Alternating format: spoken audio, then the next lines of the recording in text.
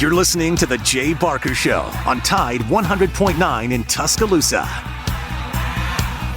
Our focus, and we didn't play as well and actually let the other team get back in the game. So I think the lesson to be learned in all that is you got to maintain intensity for 60 minutes in the game regardless of the score. I mean, there's games out there every week where people have leads and lose their focus, and, the outcome is not, what you would want it to be. So, this game we're playing against Tennessee, big rivalry game, means a lot to a lot of people, in the state of Alabama, and I'm sure there too. It's one of the best rivalries in college football. They have a really good team. They're ranked in the 15th or whatever, and, so they have a really, really good team. Very explosive. Josh Heupel has done, an outstanding job there. They play with great tempo on offense, which is challenging for the defense, but their ability to run the ball and create balance has been, pretty phenomenal this year. I mean, they run it for like 230, pass it for like 210, whatever. And that kind of balance is always something that is difficult. Their defense is playing really, really good. They're in the top 3 or 4, in the SEC, ranked nationally, and, negative plays, sacks, tackles for loss, and those types of things. I think Joe Milton is a really good quarterback. They got 3 really good runners who have all been very productive. They've got good skill guys outside. So this is, all around, a really, really, good team. So it's important for us, to have a great week of preparation and be able to maintain focus in practice, in meetings, and whatever we're doing to be able to carry that forward in a game and be able to sustain it in a game for 60 minutes, which is what it's going to take in a game like this. Start right here with Nick. Yeah, Tennessee, their offense has been known to use a wide split with receivers. What were some of the challenges of trying to cover that? Well, they certainly make you defend 53 yards wide of the field. And there's 2 challenges. It affects run support in the box because the guys that are covering the receivers are so far away from the box. And it also, they run a lot of vertical routes from out there. So the people that are covering them get pretty isolated because they're far away from whether it's split safety or middle of the field safety. So it is very challenging. And the thing that I think is going to be really important is not to give up big explosive plays, which was a real issue for us a year ago. Katie, on the left, middle. When dealing with freshmen that are getting significant playing time, what's the balance in being patient and letting them learn and grow and kind of knowing when it's time to get tougher on them? Yeah, well, I think that everyone's a little different, when it comes to that. Some guys even though they're young, they're very mature. They handle their failures fairly well and learn from them. They're focused on, not necessarily the outcome, but what do I have to do to get the outcome? And those guys seem to do pretty well. Some guys that are young, good players, maybe lack a little bit of that maturity, sometimes allow the success and the failure that they're having affect how they approach the next play. And, that's something that, I try to harp on the players that, baseball is a game of failures.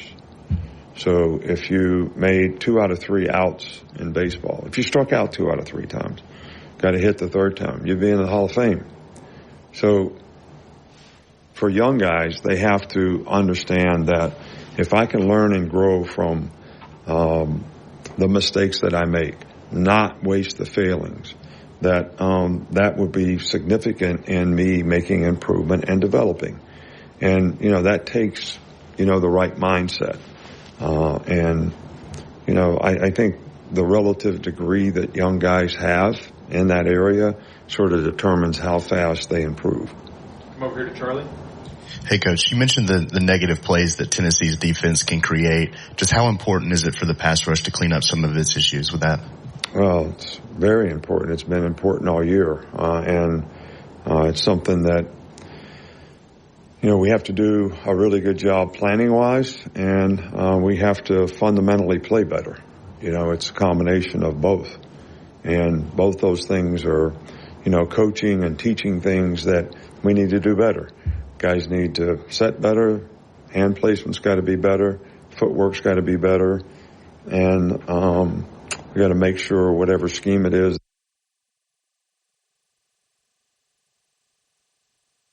bad position. We're going to Matthew in the middle. What do you think of how Quandarius Robinson played on Saturday? Q played good. He played very well. He's been a core special teams guy for us and one of our better special teams players probably ever, here. And when he had opportunities to play in the game, he did a good job. On the back of Ryan. Going up against Joe Milton this weekend, in the beginning of the year, everyone was talking about he could throw it 80 yards plus, but now he could beat you with your legs as well.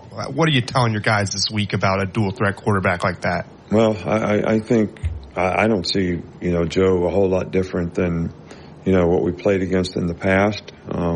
When Hooker was there, guy can throw the ball. He's accurate. He's got a strong arm. Can make plays down the field, which, they take a lot of vertical shots, and he certainly has the capability of making those plays, but he's also athletic enough to extend plays in the pocket and run if necessary. So don't tell him anything different than any other time you're playing a quarterback. You can't get pushed by the quarterback. You got to keep the guy in front of you. You got to have disciplined pass rush lanes, and got to try to make the guy throw the ball on time, from the pocket, and hopefully we can cover him well enough to make it work in the back end. Up front, Chase. How have the freshman outside linebackers, Keon Keeley and Yonze Pierre, looked in practice this year? Both of those guys came in the fall. So the guys we only had 4 guys that came in the fall. And because those guys weren't here in the spring, they had to try to catch up in the summer. I think their learning curve has been a lot greater. We're pleased with the progress that they're making, but it's hard to get them enough reps at this time of the year to try to get them where they need to be so that they could, make a contribution. I think, Rusal was here earlier, so he's a little bit ahead of the game. Rodak.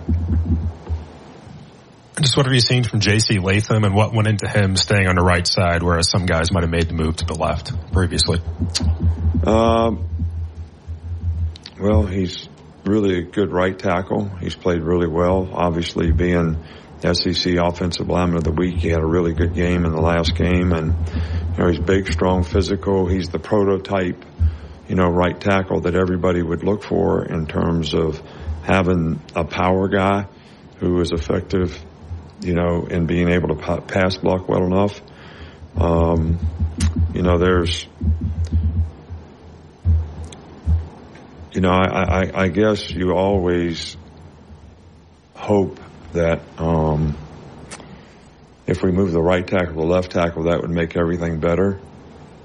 But I guess the question you have to also ask yourself is, would that make us any better at right tackle?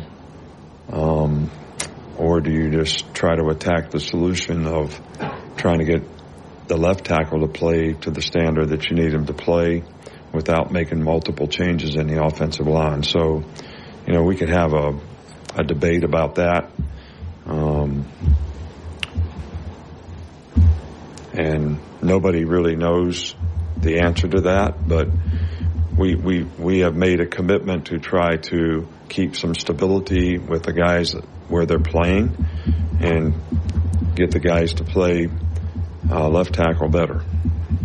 Go to Nick. You didn't have one? Okay.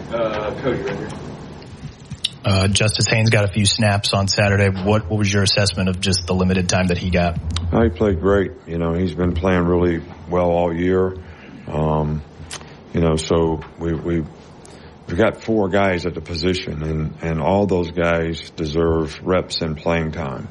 And it's really, really hard to get 4 guys at running back position to be in rhythm and to play a significant number of snaps. So, Jam played well when he was in there. Roydale and Jace both played really well when they were in there. And Justice played really good when he was in there. So, we're pleased with all those guys. And, maybe there'll be some opportunity for him to make a bigger contribution in the future. Finish up 2 more, Tony and then Kurt. After going over the film, what led to the consistency in the running game, and then how do you kind of replicate that and continue that consistency moving forward? Well,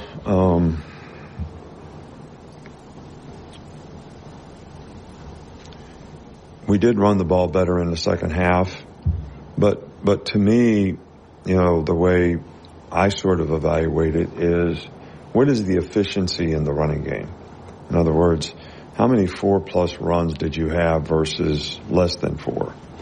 And that's the efficiency that we continue to look for. And it was a lot better in the second half. I think we got a hat on a hat, kind of knew exactly what they were doing, formationally. I think the offensive line did a really good job, in creating some holes, and the backs did a good job of running downhill. So that's the way we want it to be all the time. So, we just got to keep working at it so we continue to develop consistency in that part of our team. Yes, Coach. I understand your stance on sacks, but I wonder if, and I hope I'm not going over the same ground, but 31 sacks so far this year, if that is concerning, and is that fixable at this time of the year? Well, to the first part of your question, I would say, hell yeah. To the second part is, I do think we have guys that are capable. I think it goes back to that same attention to detail. I mean, there's little things like in certain protections, I know I have inside help. So why would I get beat outside? Does that make sense? So these are not all capability issues. Some of them are things that we could fix. When we're sliding out to block 3-on-3 and the guy doesn't slide out to block the third guy and he runs in and sacks the quarterback, that's a mental error. That's not a physical problem. So it's a combination of all those things that need to get cleaned up with better communication, better execution, and maybe the more knowledge and experience that we get, the more we'll be able to be more effective and consistent in those areas. All right, thanks, Coach. All right, thank you.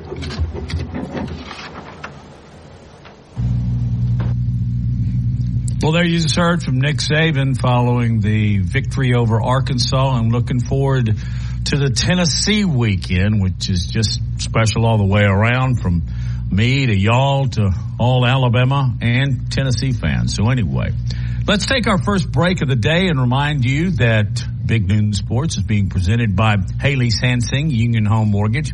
And when we come back, we will discuss the weekend's festivities at homecoming at the Capstone. Maybe dip into Auburn. Not then. We'll do it sometime during the show.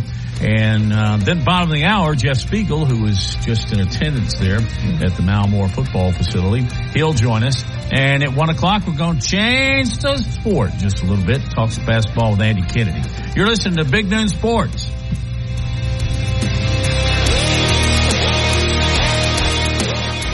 Hi.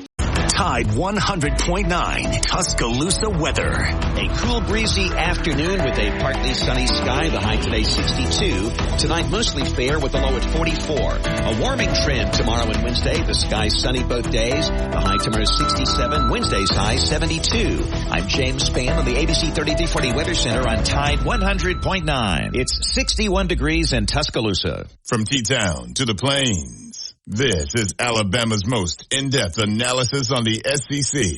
This is Big Noon Sports. Indeed,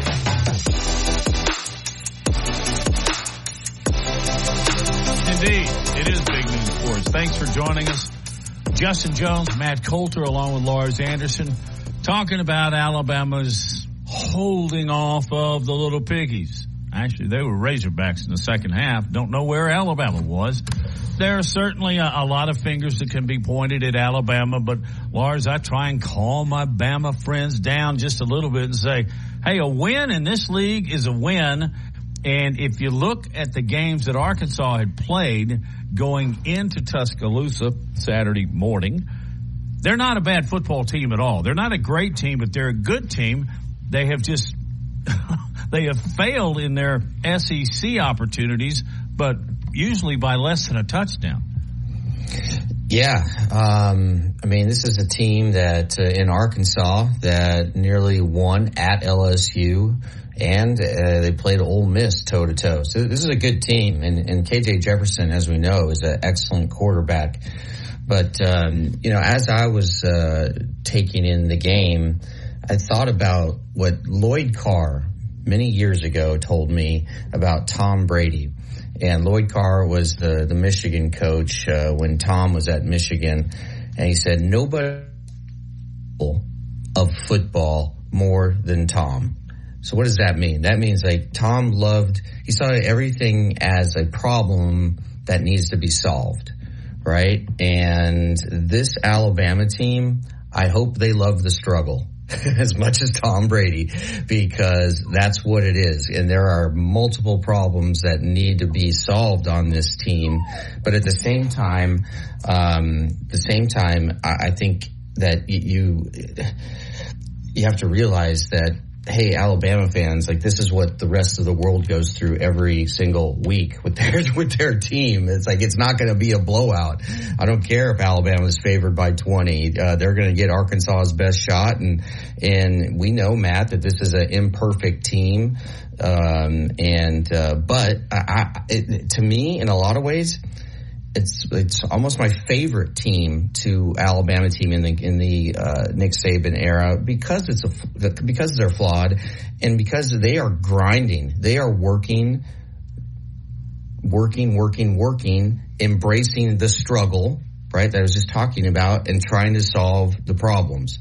And the thing is, they have now won 5 in a row. They're in first place in the SEC West.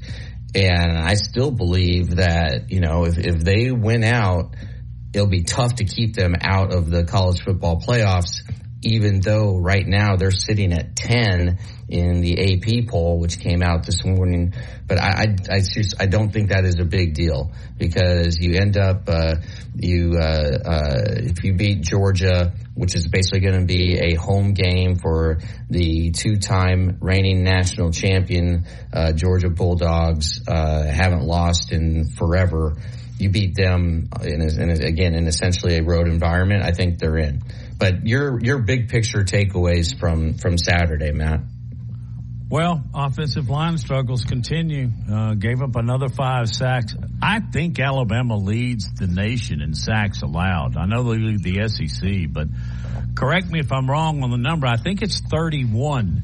That is so unacceptable, especially with an offensive line that came into the season with such high hopes. Alabama was able to run the football, so give them a star for that. But again, there were some penalties, ill-timed. And Lars, if someone can explain to me how you have illegal motion or offsides penalty when you're trying to go into a victory formation, I mean, do they not practice that formation enough?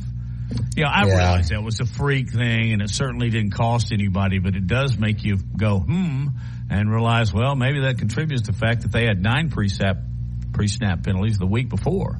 So, and here's another, and I'm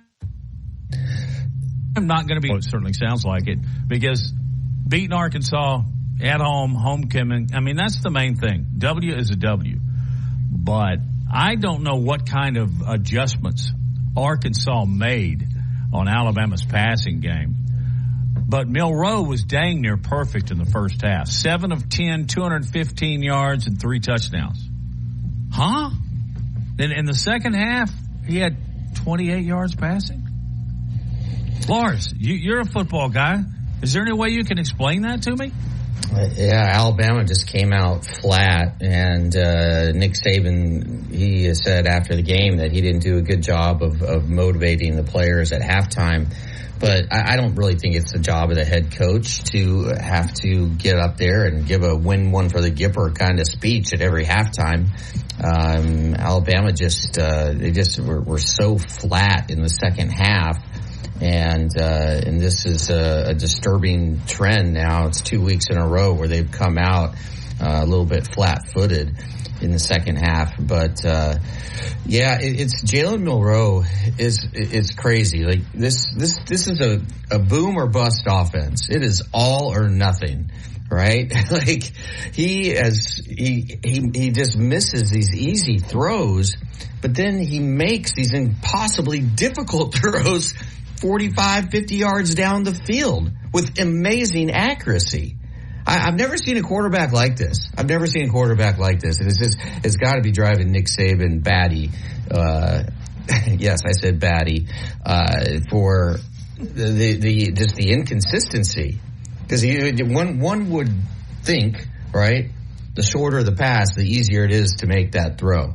But I guess it's not. And he is such a special talent. I really think he is going to be an amazing player, but very much still a work in progress.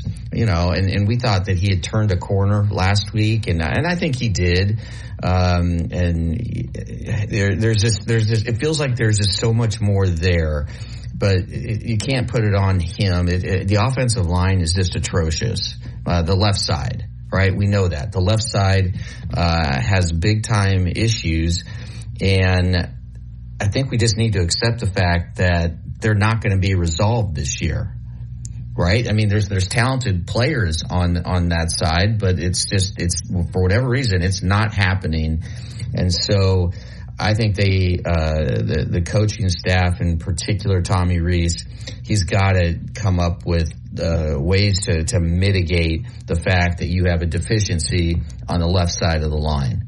And I think you can do that, you know, in a variety of ways: screen game, trap, you know, just whatever, or just something, or get a tight end over there and chip. You know, there's a lot of things you can do, but I think, you know, instead of just wishing that it's going to get better, I think there just needs to be a look in the mirror moment and say, this is who we are. We are Big Noon Sports. Coming up, we're going to hear from Jeff, who's at ABC 3340. Spiegel is the man. I think he's probably one of the longest tenured Alabama reporters on Alabama that's, you know, still in the newsrooms. We'll talk to Jeff on the other side of this break and remind you that interviews like Jeff Spiegel are presented by Laura Lee Thompson, the Bama Broker Advantage Realty Group. That's all coming up on Big Noon Sports.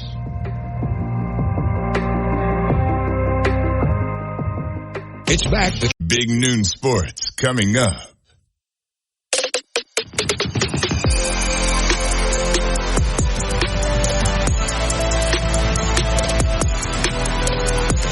Big Noon Sports, Matt, Lars, Justin, and joined by our regular from ABC 3340, Jeff Spiegel.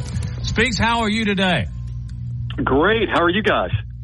Fantastic. I mean, it's a beautiful fall-like afternoon, and you know how much this one means to our Alabama graduates and friends. It's UT week.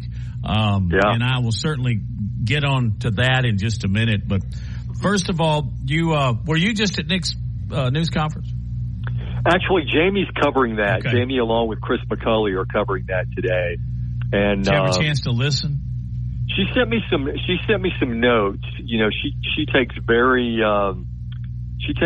good notes. So I'm looking at the notes right now, and it sounds like he's kind of building off of what, you know, he talked about after the game on Saturday. You know, just the importance of of playing 60 minutes. And just keeping the mental intensity up. And one thing that I think about when I think about where this program is right now, it just, and I was talking with an Alabama fan who's one of our, producers here, and he goes, never before have you had to go one game at a time with this team, because you just never know from one game to the next, what you're going to get. You get a second quarter, like they played, latter part of the first and then the second, and then they build this big lead, and then, there's a drop off, in the intensity. Now, you could say that, but part of it is KJ Jefferson was making, some phenomenal plays.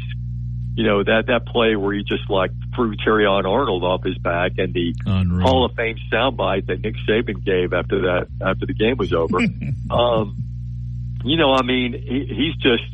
a really talented guy, and you kind of you do have to keep your intensity up for 60 minutes when you're playing an SEC team and you're playing a quarterback of that caliber, because the guy's good. I mean, they got to him, they sacked him, but the guy just takes punches and he just gets back up and he just keeps on playing. And, that's the way it is with a lot of these teams in this league. And we talked about this before, about how Nick Saban has kind of forced everyone to kind of raise their game. And that's why, you've seen 12 single digit games, that Alabama has played, since 2021. There were 5 each in 21 and 22, 2 already this year. And then you look back at from 2015 to 2020, during that run where they won 3 national titles, and they played a total of 11 single-digit games. So the dominance is not there. But it's not because the program is slipping. It's because everyone else has kind of raised their game. That's my opinion anyway. Yeah, I think you're spot on. I think also this team simply doesn't have the depth that other teams have had because of transfer portal and other issues that have arisen. But Jeff, in looking at this team, what are maybe issues number 1 and 2 to you as we sit here a little bit past the midway point? And I know everybody feels like the sky is falling here, but hey, they're in first place in the SEC West, and I still believe that they control their own destiny all the way to the college football playoffs if they can win out. Well, that's true. I mean, I feel the same way. I think issue number 1 is the left tackle. Whoever they start at left tackle, be it Caden Proctor or Elijah Pritchett. Issue 2 is who comes in and plays left tackle when they take Caden Proctor or Elijah Pritchett out, because both those guys have struggled. They made number 40 for Arkansas, look like he was Reggie White, and he had 3.5 sacks. He had 3.5 of the 5 sacks that Arkansas got. They've given up 31 sacks this year, and that's the most in the Southeastern Conference. And as much as Jalen Milroe says, "Hey, I'm good,"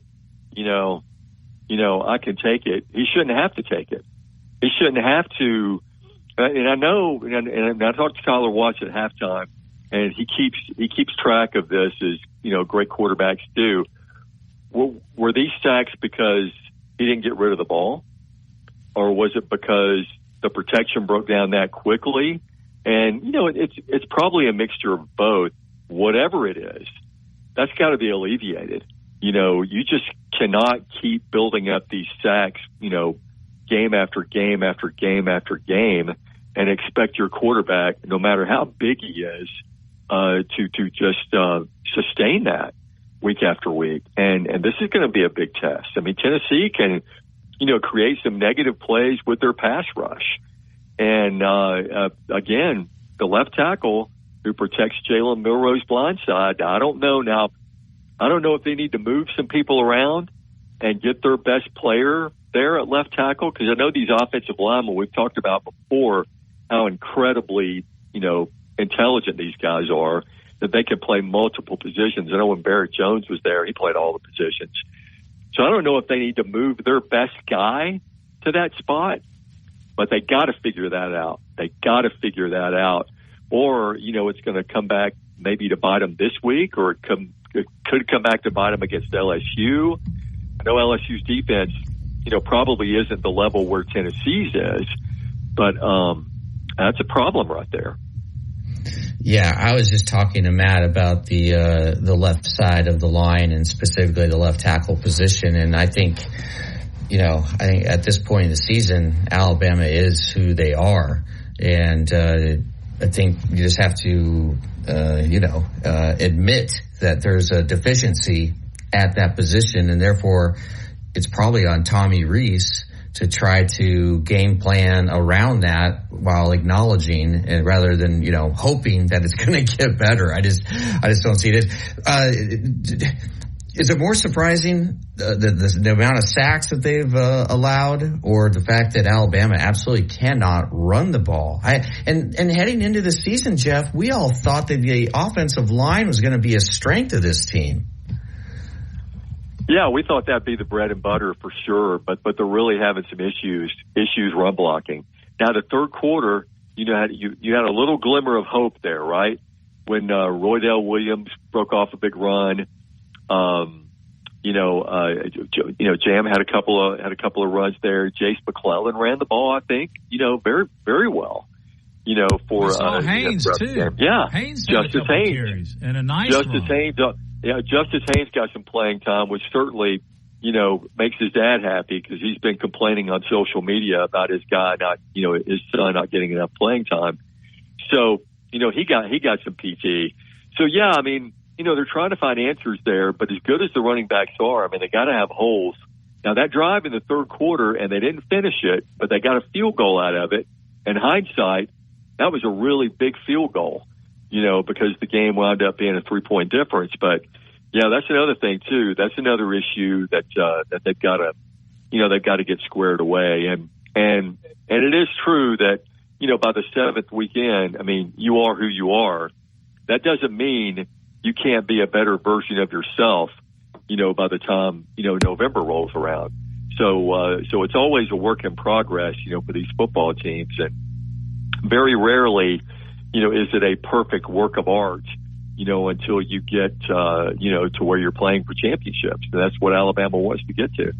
It's funny that you say that. I'm going to let Matt ask a question, but I was just thinking that this team they're a Jackson Pollock right now, right? Pollock just would throw paint all over the canvas, and they got a ways to go before you get to a Picasso. This is more Pollock than Picasso. Go ahead, Matt. But maybe when at the end of the year it is a Picasso. Yeah, no, exactly. I'm with you. Yeah. Hey, guys, let's kind of take a pause here and follow up a little bit on what Jeff just said about Justice Haynes. He hasn't progressed the guy that I thought was going to just be a superstar when I watched him in the spring game. But, he's got to pick up blitzes and all that kind of stuff. But, Lars, what would you do if your dad was going to social media and saying, Lars needs to write more for Sports Illustrated? Yeah, that would not go over well. Jeff, what do you think? Well, I mean, listen, there's one thing that happened when Nick Saban, took over the football program in 2007 is that, you didn't have mamas and daddies coming to the coach's office, complaining about, their sons not getting playing time.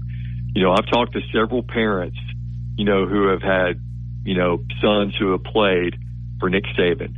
And it's just like, once he enrolls at UA, there's very little, if any, communication between the head coach and the parents. And the parents are cool with that. Most of the parents are cool with that because they trust this guy who's won 7 national championships, who's graduated a lot of players, sent players to the NFL. I mean, they trust him with their sons.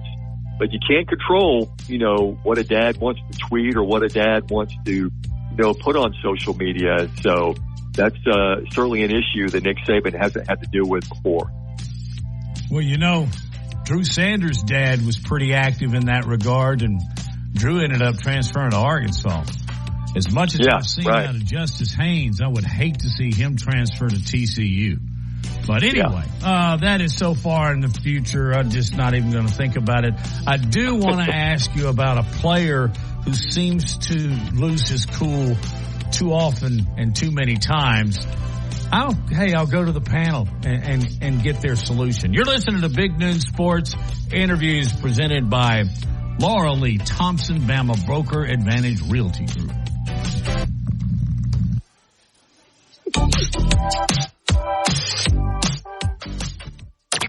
Go inside the Alabama Crimson Tide with the Gary Harris Show. Hey everybody, it's Gary Harris. Coming up Tuesday on the Gary Harris Show, Rudy Armand, the Rocket Man, talks some ball with us, plus the Titans Report with Kayla Anderson, and Paul Patterson from Patterson Comer Law Firm will be in with some free legal advice.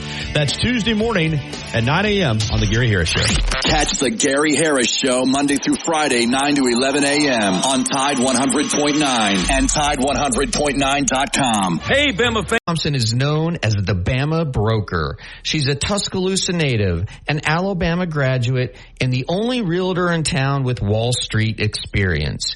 A skilled negotiator, Laura Lee knows how to buy low and sell high. And the Bama Broker isn't just going to show you houses. No, Laura Lee is going to educate you on the market, guide you to homes that fit your budget, and teach you how to sell your home for its maximum profit. Throughout the entire process, the Bama Broker will equip you with the tools you need to both buy a home and build financial wealth through home ownership. Trust me, the Bama Broker, who's as Roll Tide as houndstooth, will get you across the goal line. That's Laura Lee Thompson, the Bama Broker with Advantage Realty Group. You can reach her at 205-790-7229. Again, that's 205-790-7229. And you can also email her at lauralee@thebamabroker.com. That's Laura Lee at thebamabroker.com. Tide 100.9 Tuscaloosa weather.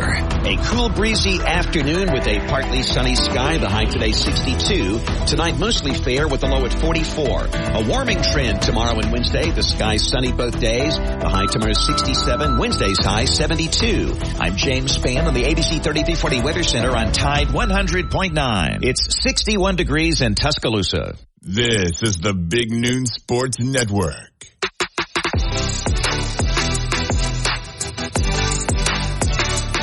Welcome back into the show. We are talking with Jeff Spiegel. Jeff, what's your assessment of, instead of talking about what's wrong with this team, which we've spent a lot of time doing, what's right with this team? What's right? What's good about this team? Defense. I think the defense is just. I mean, I think they're spot on. I mean, I think they're really good. I think they definitely need to get Malachi Moore back. Malachi Moore is a big part of that D. I think their pass rush is really good. I think they're pretty good at every level. I mean, I really think. I mean, they're good enough to take Alabama to the national championship. I feel like. The offense is kind of, playing catch up, to the defense. And I think, they eventually, will catch up. But to me, the bright spot is the defense. I mean, they really get after you.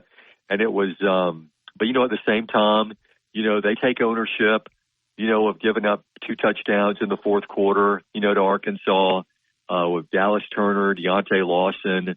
Both those guys came in the interview room and, they didn't run from it. No one's pointing fingers at each other. No one's saying, well, if the offense could have scored, the score wouldn't look like this.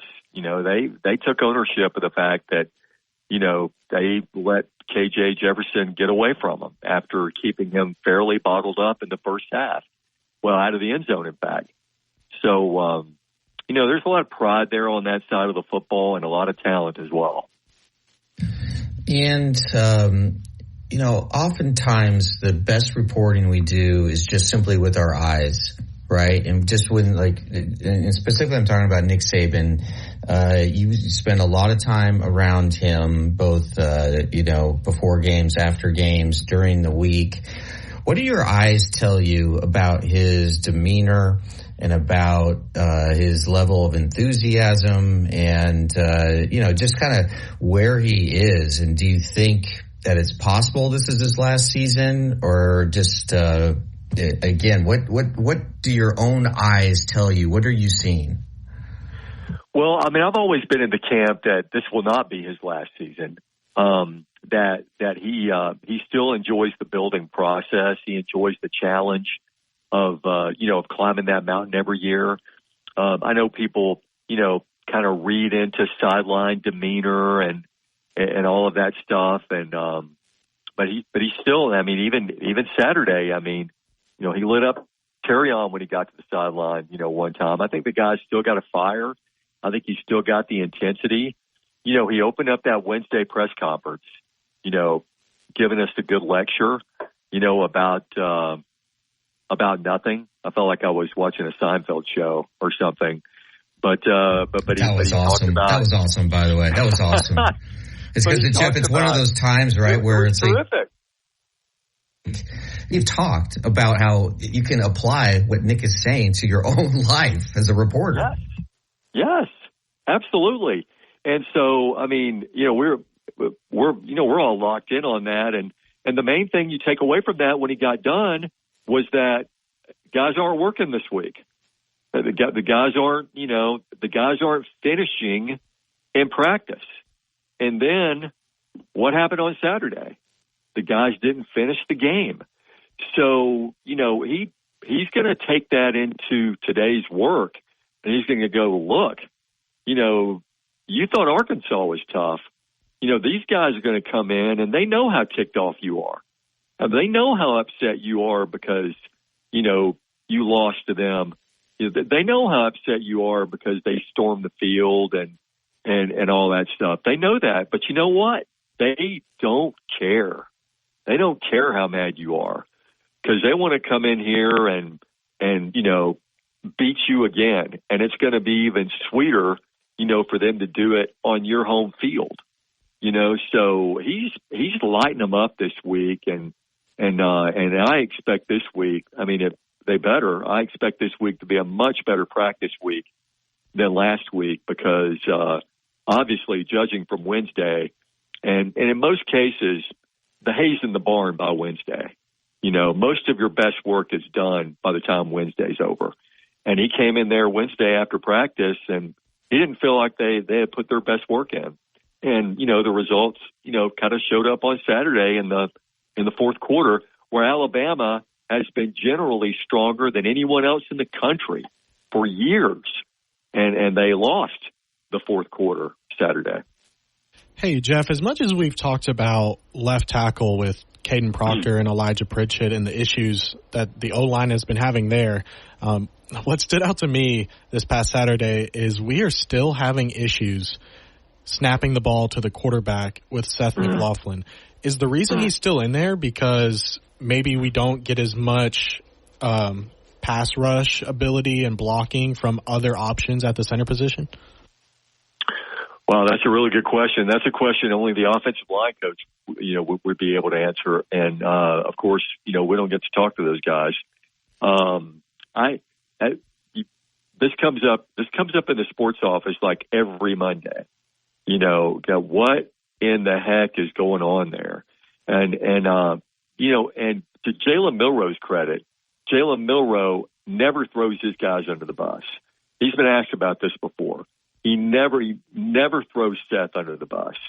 He always says, well, I have to do a better job of with my voice level and with my communication with him and all of that. So, I don't know when they're watching the film room, and they see these low snaps and the snaps going, to the left, to the right and all that stuff. I can just imagine what the conversations are like, with the offensive line coach and all that. But it must be because he does so many other things well. But to me, no matter how many other things you do well. Getting the ball to the quarterback, to me, seems like a really, really important thing when it comes to playing center. So I have no idea, what the thought process has been there. I think you're right. It draws to me back in middle school, although I'm not maybe as old as Lars or Matt, but back in my day. Hey now. Back in my well, yeah, it's too far, my bad. But I used to play center in like middle school, and I can remember if I got a bad snap, I was benched the next play. Because like you said, it's as well as you may do other things, that's the most important thing is getting the ball. And with the extended pressure coming from the left side off the left tackle, that's just another thing on top of having to deal with, worrying if you can get the snap in correctly. I know we've been having some technical issues here with Matt, but Matt was wanting to ask about Jermaine Burton's, temper and the way he's been acting on the field. We talked about this last week, thinking that coach might address it and we might see something different, but it doesn't look like anything has changed. I'm wondering what your thoughts on that, or if it's going to get addressed in the practice this week. Well, I think I think with Jermaine, and you saw how great he was against Texas A&M. The thing with him is that, he plays with a lot of emotion. And one thing you've heard Nick Saban say a lot, through the years, since 2007, is that it's okay to play with emotion. You just can't be emotional, and that's gotten him in trouble, before. He made the big catch, the long, catch in the Arkansas game, and he's jawing with a guy. He just, he really has a hard time, kind of shutting that off. And, but it's one of those things that, the guy makes great plays. And as long as he stays out of trouble, on the field and doesn't get some silly penalties like he has in the past, they'll keep him in there. When he goes up for a pass, the guy attacks the football. And that's what you need out of a receiver. And he's the best on the team at doing that. And so they're going to kind of let some of that stuff go a little bit as long as he keeps producing on the field, I think. Jeff, just real quick, what does your gut tell you about how Alabama will play against Tennessee? Or are you just like me, like you just have no freaking idea? No, I think they're going to come out with a lot of energy. I think they're going to play extremely, extremely well. I would be shocked if they didn't play their best game of the year and cover the 10-point spread with ease, I think. Yeah, a little surprised that number is as high as it is. But, Jeff, thank you so much. How can people follow you? Oh, well, at Steve3340 on Twitter, which is now X, I guess. And really appreciate the time, you guys, and have a great day. Thank you so much for your time, Jeff. You're really generous with us. Appreciate it. All right, you're listening to Big Noon Sports. We'll be right back.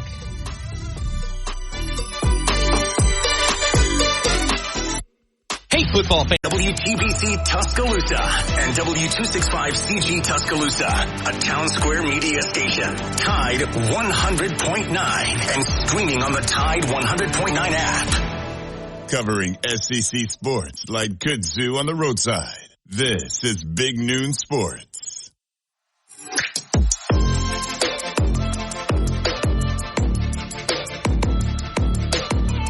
Big Noon Sports is presented by Haley Sansing, Union Home Mortgage, Matt Coulter, Lars Anderson, Justin Jones, our producer, and our guest here at the top of the hour on a Monday is Andy Kennedy, AK. Andy, how you been, man? I'm good, Matt. How are you? Life's good. You looking at your schedule, you guys play an exhibition 2 weeks from tomorrow night. I'm going to ask you a dumb question. Are you ready? Yeah, I hope we are in 2 weeks from tomorrow night. We're this is crazy. I told our team yesterday was October the 15th. October the 15th is typically when you start college basketball. Back in the old days when I played for the founding father of UAB athletics, the late great Gene Bartow, we wouldn't even see him until October 15th. Then we would start practice, and we'd go 6 out of 7 days for about a month, then we'd start games. Well, now, as the rules have changed, we have had our guys since early June. You get 8 weeks in the summer, then you get, pre-fall workouts about 5 weeks before you can start in earnest at the end of September. So we have been going at it quite some time. We've got an inter-squad scrimmage, a secret scrimmage next weekend, and then we've got an exhibition game, as you said, in a couple of weeks. And we're 3 weeks away from tipping for real against a really good Bradley team. So we learned a lot about ourselves. It's time for us to play somebody else to really get a gauge on where we are. Andy, I was looking at your roster, and I went, what? Jelly Walker doesn't have a 15th year of eligibility? Your roster has changed a lot. And I guess you lost your big guy, too. Is this a rebuild year, or are you just going to remanufacture and move along to the tournament? Well, the hope is that we can get this team to realize its potential to be best version of self, both individually and collectively. That's our goal each and every year. We sign, we're a sport that has 13 scholarship players. We signed 9 new players. It's a potpourri of signees as well, in that we take 4 out of the transfer portal. We took 1 high school kid, and we signed 4 junior college kids.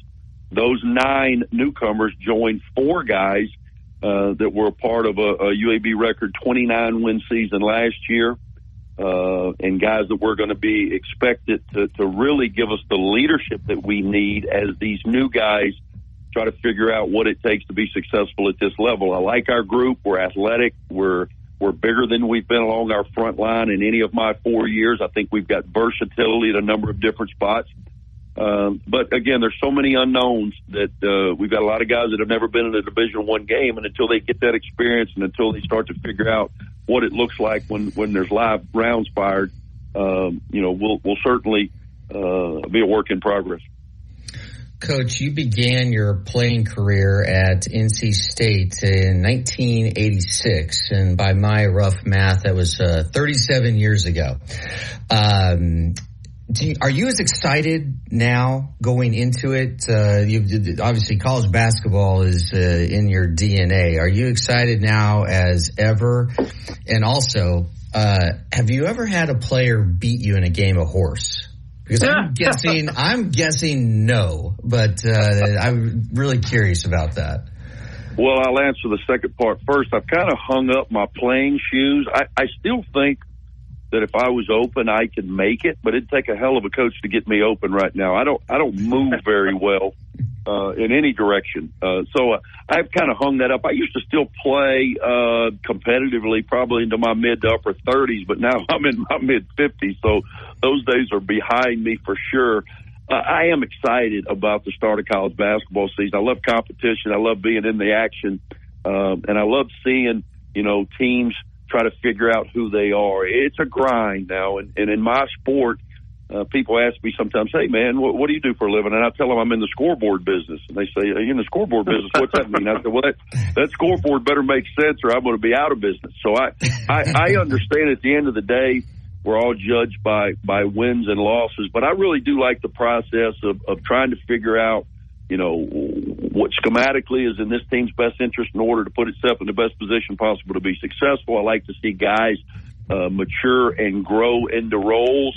And I'm excited to see what this team is capable of.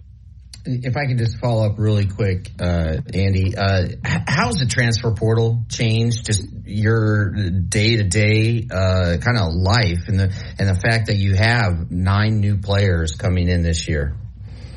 Well, it's changed everything. Literally a 180-degree turn from back in the day when I played, and as you said, in the 80s, early 90s. Everything's changed, and we all have to evolve. Transfer portal, NIL. Now it's more about roster management than ever before. And everybody can have their own opinions, whether it's good, bad, or what have you. It is what it is. We've just tried to adapt as best we could. Hey, Andy, you've moved to a higher level, I guess I could say. Nothing against Conference USA, but you're in the American now. Big deal? I think it's exciting. It's exciting to be able to renew some old rivalries with a Memphis, for instance. It'll be great to have Tulane back on the schedule, an SMU at least for a year before they shift to the AAC. Wichita State, a team that's not too far removed from a Final Four. So we're really excited about these new opponents and the opportunities that they provide. But as you said, man, Conference USA had a banner year last year. FAU, the story of college basketball, making an incredible run to the Final Four. Got the majority of that team back. They'll be a preseason top 10, top 15 team in the country, and we've got them coming into Bartow Arena, excited about that opportunity. And last year, Conference USA was rated the 10th best league in college basketball. There's, I think, 31 overall conferences. So it was the highest the Conference USA had been under its current alignment. And it's a league that went 19-3 in the postseason. All 19 of those wins were by teams that are now with us in the new American Conference. So I think from a top to bottom, the league's going to be very, very challenging. Andy? Yeah, go ahead, Lars. I was just going to say, if Coach, can you just kind of highlight, some of the key players for our listeners who, may not be extremely familiar with, who your starting five or your 7-8 man rotation?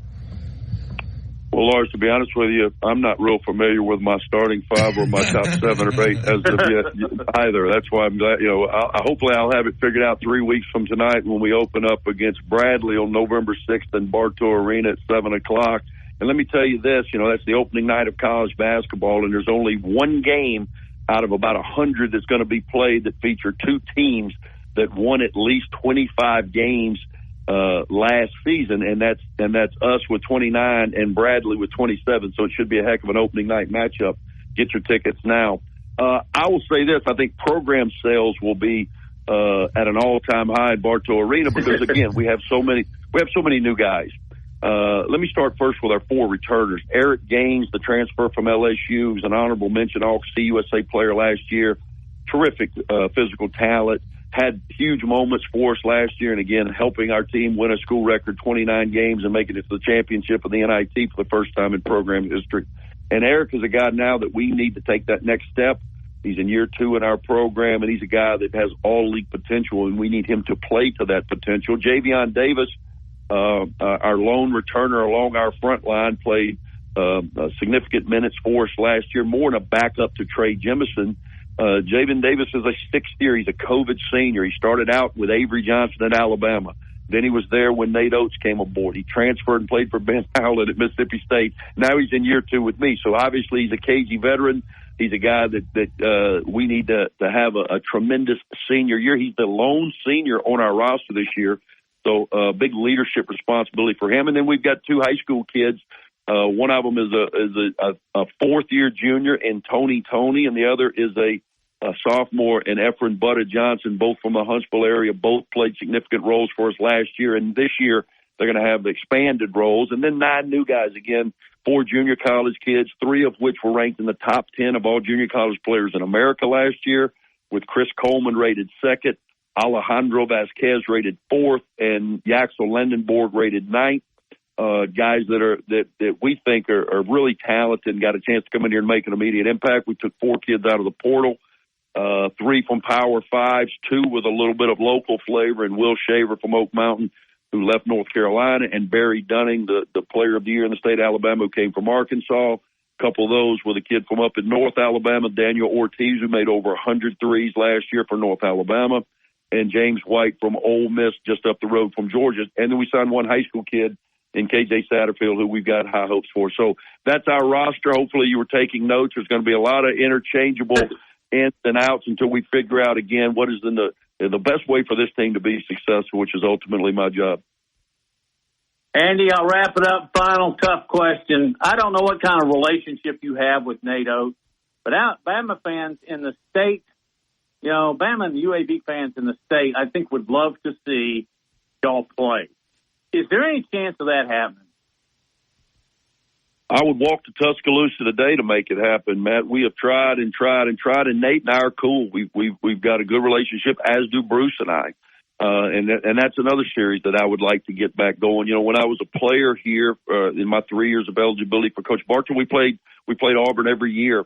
And then they played for a number of years after that, and then it stopped prior to me getting here, and I'm trying to get that back started, and I think there's a possibility of that happening in the not-so-distant future. And then Nate and I have had numerous conversations. He understands he's always going to play a game in Birmingham, down at Legacy, and we would love to be a part of that, you know, whether it be in a double header where they're playing somebody and us playing somebody, or ultimately us having the opportunity to play them. This is so unlike football where, you know, one game now, especially when it's only 4 teams in the playoff. Now it'll change when they get to the 12-team playoff, but, you know, one game has so much sway in college football as it relates to the ultimate goal of playing in the playoff. In basketball, we play 31 regular season games, plus 1 in the conference tournament guaranteed. 1 game out of 32 is not going to really move the needle one way or the other. Alabama's Alabama. They're going to have success regardless. UAB's had a pretty storied history without playing the Crimson Tide, so we're going to be okay as well. I think it would be great for basketball. It'd be great for the community, and it's something I would certainly love to see happen. Andy, thanks for your time. See you in a couple of weeks. Hey, guys, thank you. Thank you so much. Andy Kennedy, head coach of UAB Blazers, and basketball season's here, Lars. I'm kind of jacked about that, too. Also, I'm really excited. Oh, and we've got, you know, baseball's continuing without my Braves, but, you know, I'm over that. Well, no, not really. Are you really? Yeah. No, not really, because when I watched the games like I did last night, I went, man, we should be there. I'm still not over the 1981 Orange Bowl, okay, when Tom Osborne went for 2 and didn't get it. So still, I'm working through that one. 42 years later. 42 years later, I'm still working through it. All right, we won't take that long. We'll work through this break, come back more. Big Noon Sports, presented by Haley Sansing Union Home Mortgage.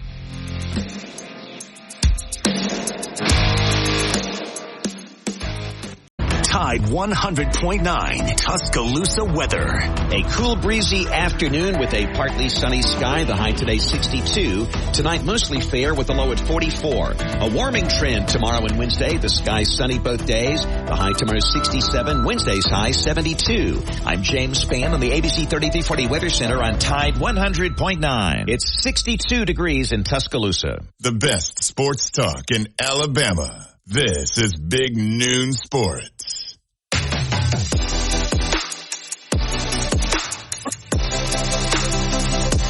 It is indeed Big Noon Sports. Justin Jones, Max Coulter, Lars Anderson, and Robbie Glenn is going to join us. Robbie, appreciate you taking time out to join us. I know it's been a trying time. You lost your mom, but you had such a wonderful attitude about it. She's not hurting anymore. I know she was a wonderful lady, and we've all been praying for you. Man, I appreciate it. Yeah, it's been tough, but like you said, she's not hurting anymore. The last couple of years have been rough, but the last month, just to see her suffering, you know, it was hard. But you know, now that she's gone, you know, she's not hurting anymore. I'm gonna miss her every day. That was my rock. That was my, you know, with Stryker and everything I have going on. That's who Mom kept me grounded and just keep focusing on what you got to do. And she raised me that way. And take care of your family, your friends, and that's why I'll live my life out how she raised me. And I know she's really proud of you, Robbie, and the pictures you posted of you and your mom on Facebook were just so special. And you know, you and I were communicating earlier, and you know, I lost my dad many years ago, and it's just you know, no matter what condition your parent is in, when you lose a parent, it is absolutely a life altering moment. But again, I think you are, you know, doing the best you can, right? Just to see through the darkness and focus on the light here. And the light is the fact that the suffering is over. Yeah, the suffering's over, and we were so close. So I've got really strong memories, and it's like she's always going to be with me. And you know, and I've got to keep the the focus also on Striker and keeping him going. And there is it's sad. And tomorrow's going to be sad. The funeral's tomorrow, but it's also going to be really nice just to hear all the stories about Mom. And a lot of my Bama teammates have all called and reached out because she didn't miss a game. And I don't even remember missing a game in Little League, even when I was coaching softball. And I know the umpires didn't miss it. No, she was there too because she was always on them because she couldn't go against her baby. I was her baby, so I could do no wrong. So, but yeah, that's great. Sad song, but Tell us a story, like a sports story of you and your mom. And I mean, you kind of just did of how instrumental she was at such a young age. And I'm sure getting you to practice and sitting through those long games in the summer. Oh, yes. I mean, like I said, she didn't miss one. There was a few games, like especially at Alabama, like if we were on the road playing at LSU and if they were riding any of us, her and her sisters, which they never missed one either, my aunts, they would be letting the crowd know. They would go point out who was giving the most trouble and let them know they can't be yelling at me like that or any of my teammates. So, and I'm trying to think of some other ones, but especially umpires. If I struck out looking, which happens every now and then it was definitely the umpire's fault because I wouldn't take a pitch. She would let them know. But she was just awesome. But like I said, good memories. Love her, that I always will, and that she's going to be with me always. I'm just glad she's not hurting. And she loved her Alabama sports, and so that's why I came on. We're going to talk about, Alabama football, and what a great baseball weekend, too. Friday, what they did to Auburn was amazing. So yeah, they played a doubleheader. They played it 2 7-innings each, and Alabama allowed 2 runs in 14 innings. Just go on a little bit about how Alabama took it to the Tigers. Yeah, the not knowing coming in and just to see what they did. Again, it's preseason, but Coach Vaughn got them ready and Coach Jackson, and to start off the game with a leadoff home run, and then your second hole hitter do it, follow up with a home run, and then you get 2 back-to-back singles, and then a 3-run homer. So, is that just bats are on fire, or is Auburn pitching not that good? I'm going to say our bats are on fire. Like, we got some hitters. So we replaced such a great team. Now it's apparently a great team again. So baseball is going to be exciting next year. And 22 strikeouts, so the pitchers are throwing too. So that's just great start of a baseball season right there. Yeah, couldn't be much better for Alabama. Talking with Robbie Glenn, former Alabama baseball player who sits in with us frequently and co-hosts with us. Robbie, just your thoughts on the Alabama Crimson Tide on Saturday against Arkansas, and what transpired in the second half, and where do you see this team going forward? Like every Alabama fan, and it was frustrating to see them let Arkansas back in, but, I'm also excited about they were really handling Arkansas pretty easily, I thought. Our defense flying around, offense looked like they were clicking, and then just let off the gas. And so here we are with another coaching way. That Saban's going to figure out, hey, guys, you can't do that with good teams. They're going to come back and beat you. So maybe that's another teaching experience right there, and they're not going to let that happen again. A little frustrated still with the line, but I thought they also played better. Number 40 just had a field day with our guys, but I think he was just on fire that day. He was making some great moves to get in there and get to the quarterback. And I heard Jeff talking about it earlier about Burton. How do you control him a little better with these unnecessary penalties that he's getting? And I agree, but also ever since he's been turned loose to talk a little trash, his production's gotten up. So how do you control that? Like, let him talk a little crap and get his production going, but he's got to learn not to hurt the team at the same time either. So, that's another coaching. Like, Saban's going to have to control that, that makes it exciting. And now we got Tennessee. Yeah, we got Tennessee. All right. Robbie, our prayers continue with you. We appreciate you joining us as always. And hope we see you on Friday. I hope so. It's my birthday weekend, and I'll plan on trying to get down there. Good deal. Because I'm going to the game, too. Thank y'all. I'll be in touch with you, Robbie. Thank you, Robbie. Yep. You're the best. Let's go to Joseph, who's been on hold as he's dialed in. What's up, guys? Hey, Joseph. Joseph, how you doing? I'm doing pretty good. I'm going to be honest with you now. I gave Jalen Barrow his props at Texas A&M. You did, Joseph. You did. But I'm going to be fair on this now, guys. Just because I gave Jalen Barrow his props, he didn't have a good game yesterday, and that may be because he's a young player, and because it's his first year starting, he's still learning. I give him a little leeway on that.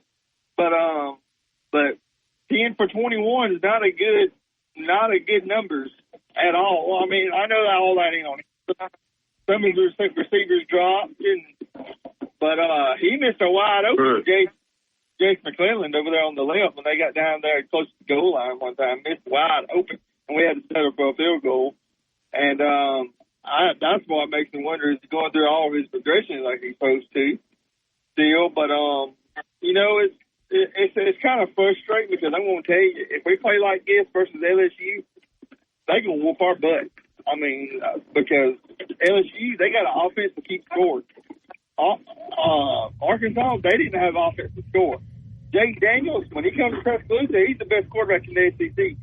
You go 3 and out against them one time, they score on you, and they go 2 touchdowns ahead of you. Yeah, and Joseph, of all the issues that Alabama is facing right now on really the offensive side of the ball, let's just focus on that. Among fans, what is the most concerning? The most concerning to me right now, to be honest with you, is it's the offensive line, man. All these sacks we're taking. I mean, Jesus, and the penalties, and it's a mixture of things. I mean, if you ask me my personal opinion, I'm concerned about quarterback play too. I'm not sure we're getting a high level of quarterback play yet. I'm gonna be honest with you. I mean, do I think Jalen Barrow is good enough to win you some games? Yeah, I do. I think he's good enough to win you some games. But is he good enough to win you the big one? Is he good enough to beat Georgia? Is he good enough to get you, into a national championship? I don't know. I don't know if he is that good enough. But he could be. But I just don't know if he is. I have my doubts. Well, Joseph, thank you for your call. By the way, I'm not trying to split hairs. Monroe was great in the first half. The offensive line failed him in the second, I guess. But anyway, Joseph, have a great week. I know we'll talk later. Well, I'm going to be honest with you. It's not all the offensive line's fault either, because I've heard other people talk that play quarterback, and they say that, a lot of them sacks was offensive line, but some of those were Milroe's fault for holding the ball too long.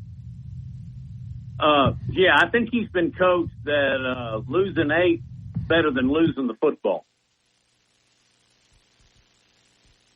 Yeah, good point. And it is. You can't try to be a hero, and I think the next step in his progression is going to be realizing when it's just absolutely not there, and try to get the ball out of the hand and out of bounds or wherever. So you don't take that 8-yard loss, because let's face it, this Alabama offense right now, they have to be almost perfect, right? And you can't have a negative play, and that is absolutely going to derail this. It's going to derail an offensive series. So the margin for error is very small. Would you agree with that, Matt? Oh, absolutely. And when the errors are there, they just come at the most inoperable times, inopportune times, I should say. Hey, let's take a break. When we get back, we'll continue with Big Noon Sports. And how about taking some more phone calls? And we can do that at 205-342-9904.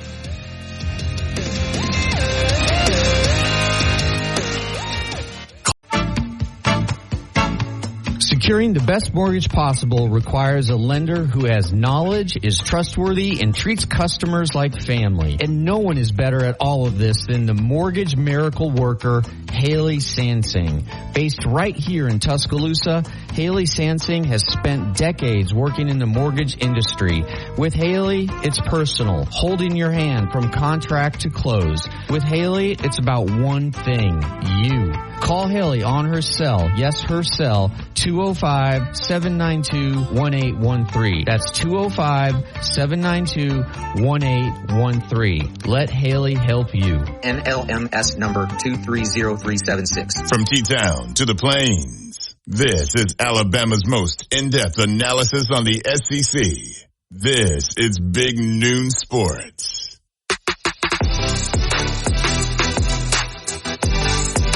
Hey, appreciate y'all dialing us up on this lovely fall Monday afternoon. Following a successful Alabama weekend, they beat Arkansas 24-21. I want to throw this statistical information at you guys, and we'll move along and go coast to coast. Alabama has 31 sacks, has allowed, that's a big has allowed 31 sacks, last in the SEC. There are only 4 teams in FBS that have more.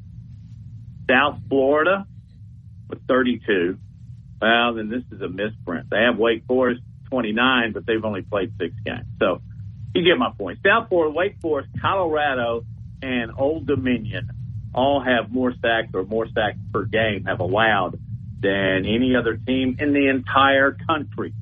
So it's definitely an area that the offensive line and the quarterback, the wide receivers, Tommy Reed's all trying to figure out.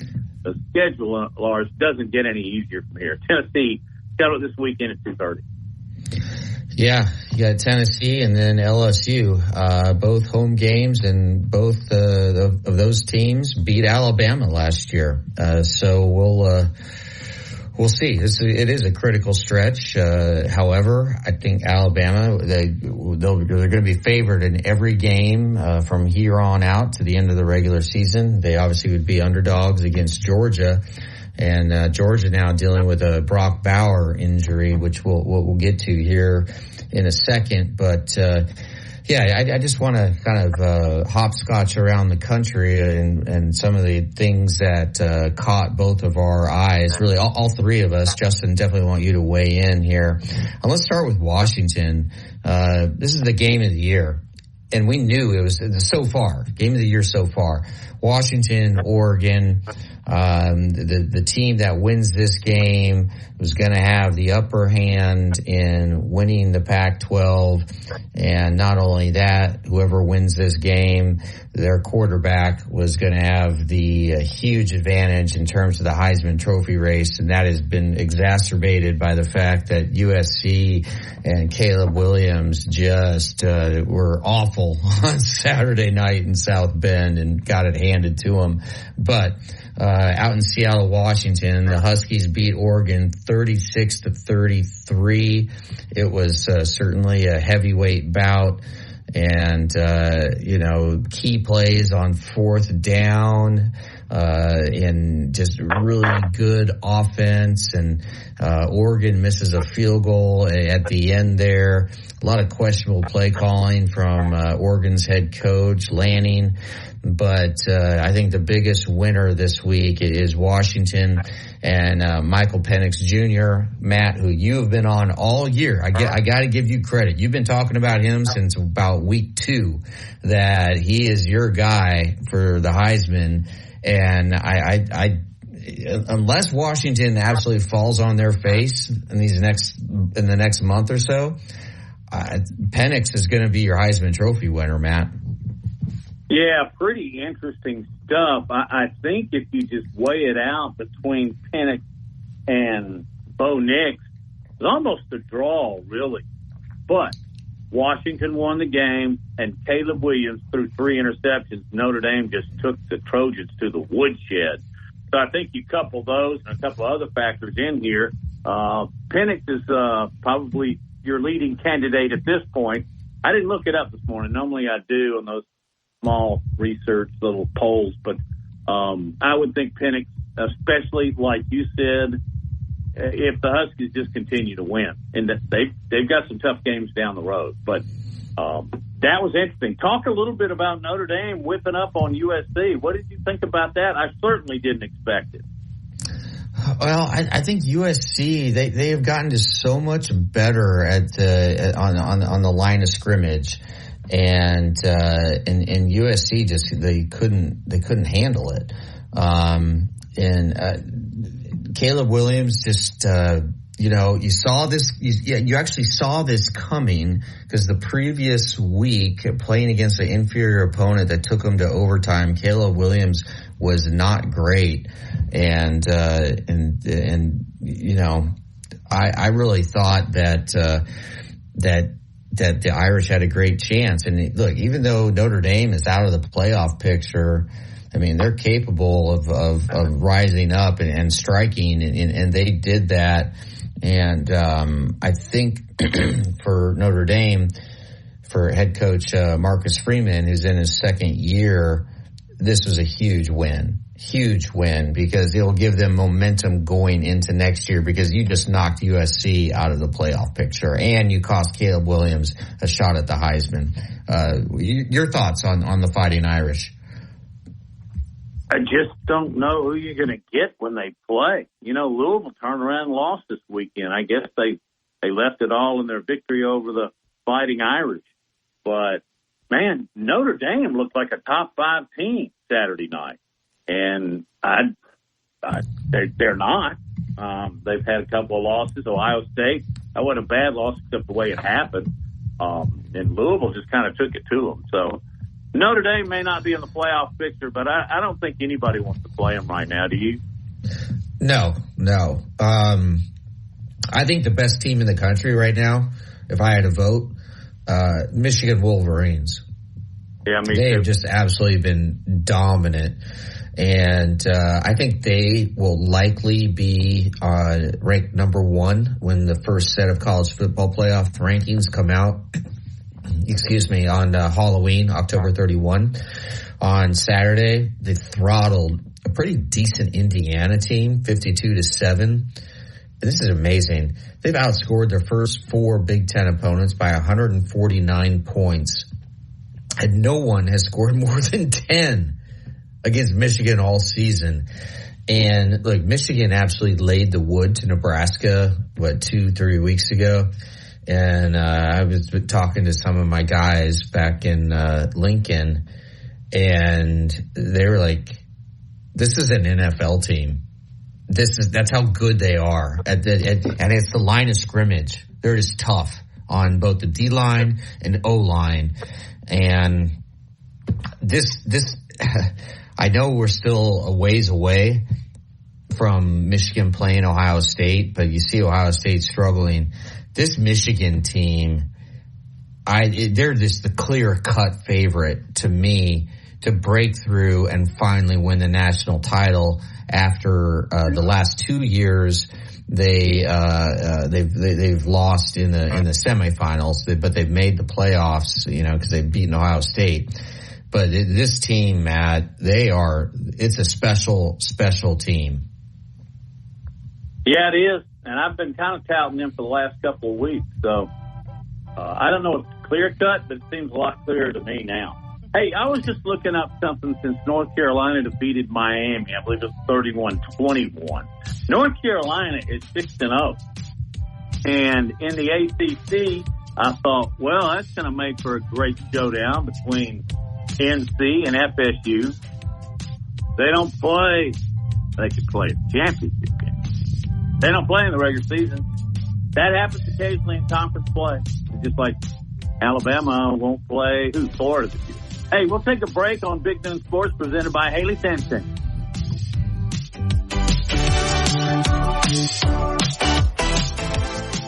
Weekday mornings at 6 a.m. The Martin Houston Show. Join us tomorrow as we add DC Capstone Report to the conversation. We'll get his thoughts on the good, the bad, and the ugly. will also have his turning points of the game, key takeaways, and we'll turn our conversation to the third Saturday in October as we look to Tennessee versus Alabama. That conversation and more right here on your home for Alabama Sports, Tide 100.9 and 1230 AM WTBC. Catch the Martin Houston Show from 6 to 7 weekday mornings on Tide 100.9. Tide 1 from T-Town to the Plains. This is Alabama's most in-depth analysis on the SEC. This is Big Noon Sports.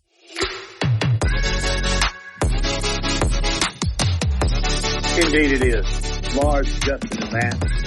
Hey guys, I was just looking at the Associated Press Top 25, and there's only one team in the top 10 from the Southeastern Cup, and that's the number one team in the land, that's Georgia.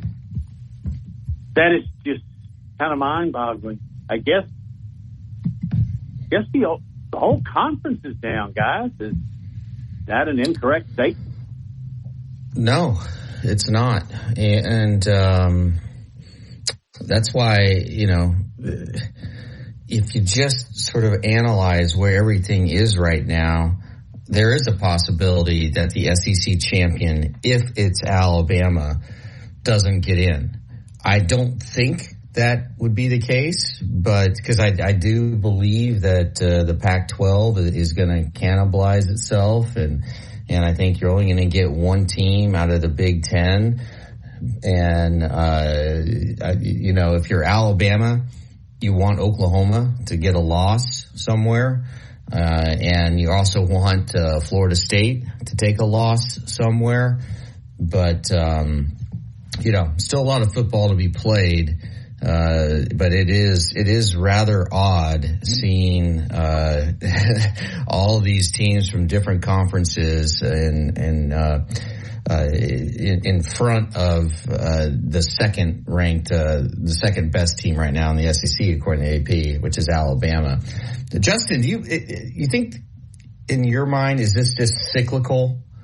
In that the SEC was due for a year that the entire conference is going to be down, or is it more that coaches in other conferences have sort of figured out what the SEC has been doing, and then they're doing that in abundance as well?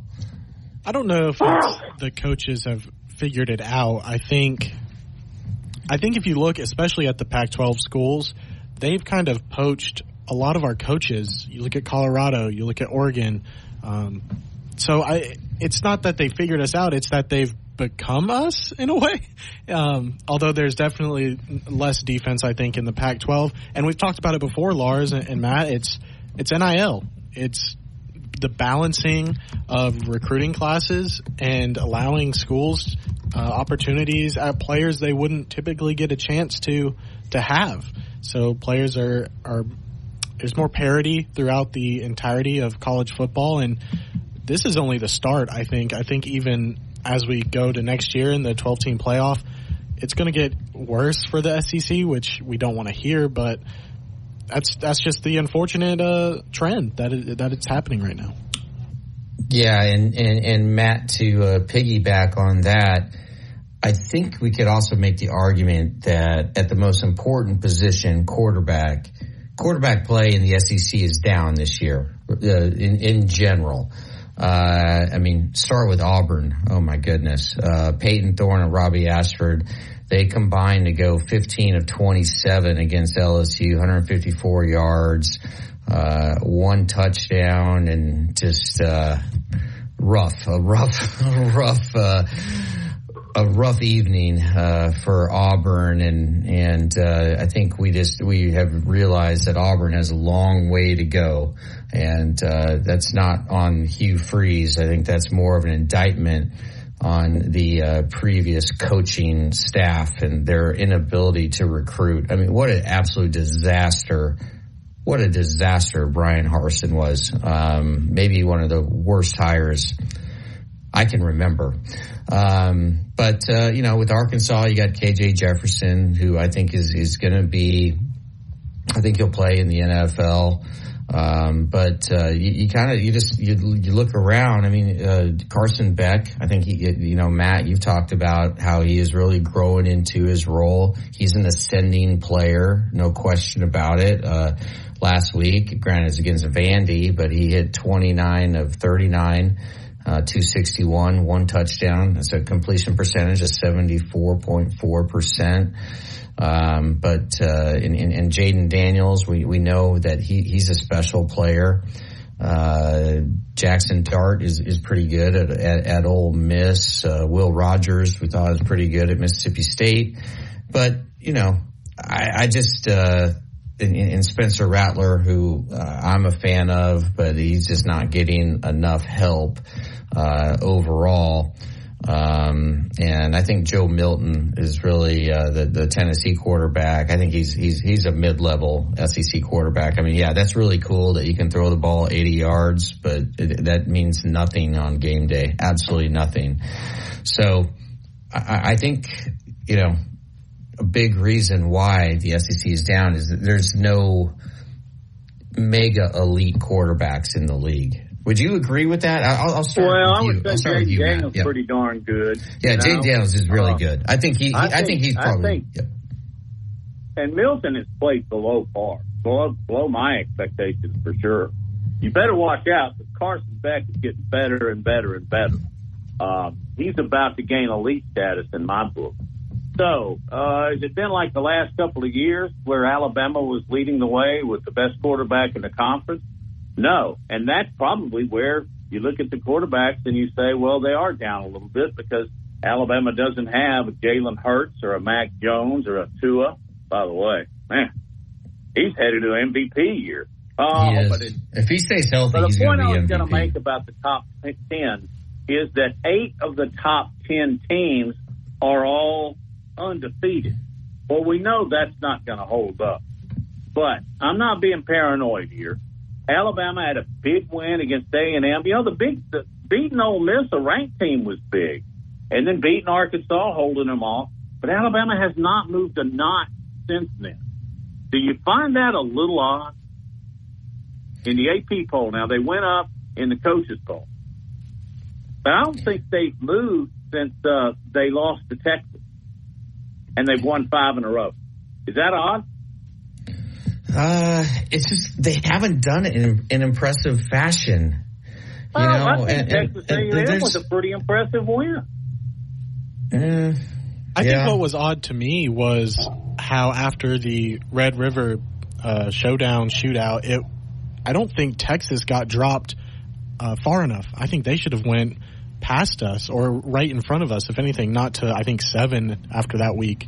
So I think the national perception of Alabama has taken a big hit, and it wasn't even as much the Texas game as it was the South Florida game. I mean, and that could be a factor if it comes down to Alabama and another team for that 4th and final slot in the playoffs. Because there are going to be people. I'm telling you, that South Florida game could really haunt Alabama, and the coaching decisions and everything that went into that disaster of a game.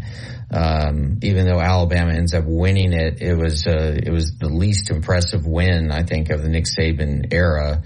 And so the perception of Alabama from the writers around the country is not real great. And that is being reflected. It's reflected in the polls. I mean, and I don't think that's necessarily inaccurate. Do you?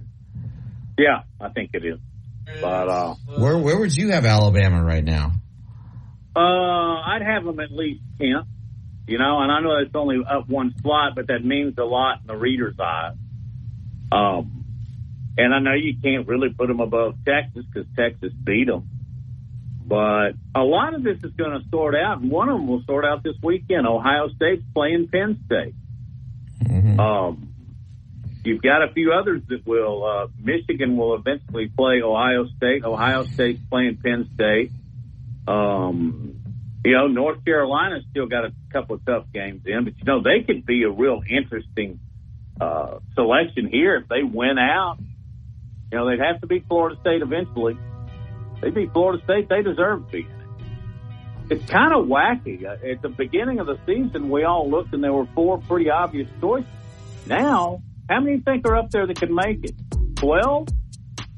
Yeah, I wish we had the expanded playoffs this year. I just, you know, the more we talk about it and the more I look at this, the more we analyze it, I think it's going to be harder rather than easier for Alabama to get in. They're going to need some help, even if they do end up winning the SEC championship. Really? You know. It seems so mind-boggling to think about the winner of the SEC not making the championship. Well, let's just play this out here. Washington runs the table. They win the Pac-12. They are in. Let's say Texas gets another shot at Oklahoma. I don't need to have it explained to me. I just said it was mind-boggling that it could happen. I can figure out how it could happen. I don't mean to be stepping on your toes there, but we got to get out of here. So, Lars, thank you. And thank you to Andy Kennedy and to Jeff Spiegel. We'll do this again in 22 hours.